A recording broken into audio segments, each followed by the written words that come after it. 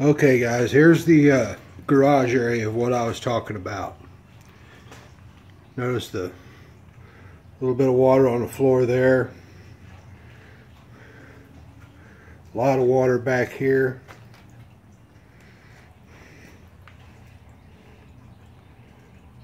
Right there, there's that water pissing out like I was talking about. Here's one of the sumps right here. This one just kicked off a couple minutes ago, and as you can see, it's fixing to kick back on again here pretty quick. Now this is the crawl space. You notice, you look at the bottom of the wall here, you can see where it's where water's coming through. But this is not an exterior wall. This is an exterior wall. The dirt is about 2 bricks below that vent right there. Maybe a little more than that, maybe about 4 bricks. Here's another access to that crawl space. That's another exterior wall back there. And that wall is dry. Now you can see down here at the bottom, way below the dirt line, where it looks like water's come through in the past. But again, the outside yard, you see that vent right there, dirt's only about 2 bricks below that vent as well. And that wall is dry. The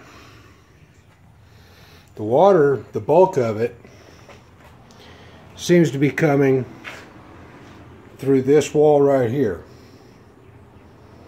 coming from under this dirt, and it's right at the slab and the bottom brick. Now you look at this dirt up in here.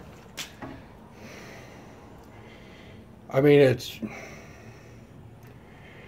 not 100% dry, but it's not soaked by any means. You know, TV cable laying there, whatnot. I mean, that's relatively dry. Dry enough to walk on. These piers, by the way, they go all the way down to red clay. But there's no standing water. Looking at the exterior walls, there's no place where there's any water coming in.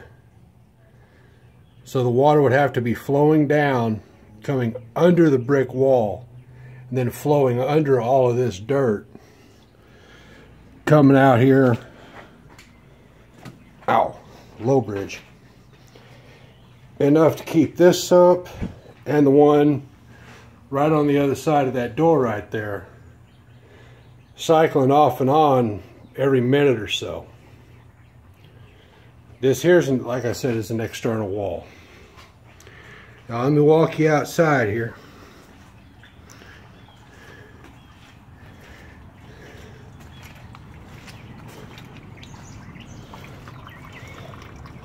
There's the other sump right there. There's the dirt line, and there's the grade. That's all downhill from the house. All of it's downhill.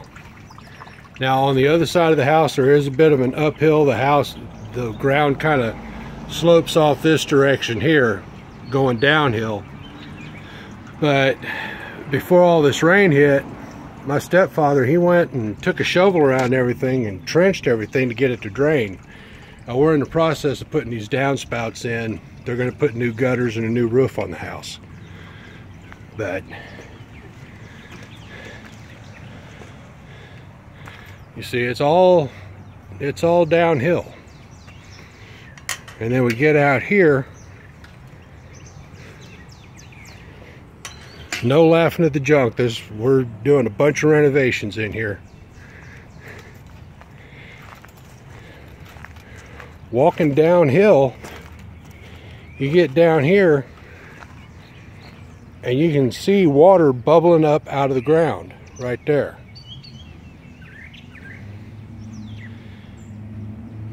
I mean, we've had a little bit of rain today. Not a whole lot, but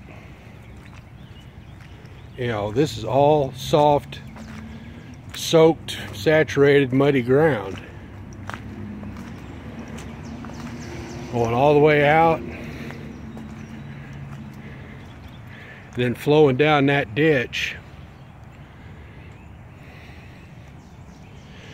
But I mean, looking at the house, there's really no place where water is puddling, where water is standing. When it rains, it all flows.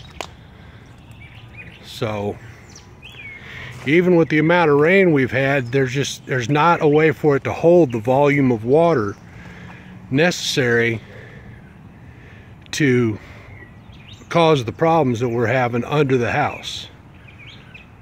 That's the point I'm trying to make.